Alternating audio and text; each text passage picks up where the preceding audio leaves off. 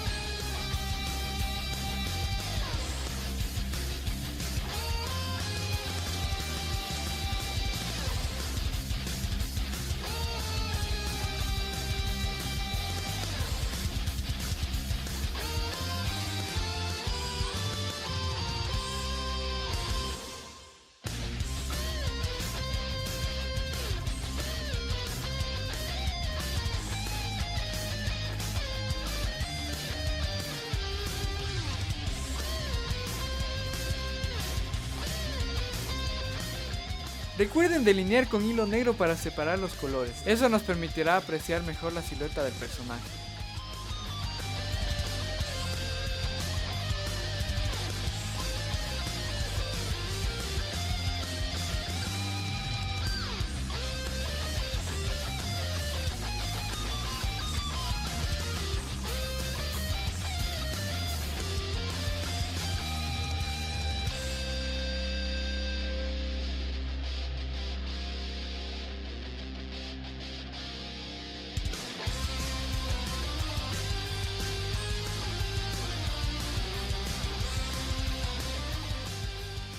Me demoré 2 horas en clavar y 2 días en bordar. Y recuerda, mientras más detalles tenga la imagen, más trabajo cuesta hacer el bordado. Añadí esmalte rojo para mejorar la parte de su pie y la parte de su rayo. Y este ha sido el resultado final, espero haberte ayudado y que también te haya gustado, que es lo más importante. Y si es así, no olvides dejar tu like y dejar tu comentario, como también suscribiéndote a mi canal. Y no olvides activar la campanita para no perderte ningún video. Dime en los comentarios qué otro diseño te gustaría que haga.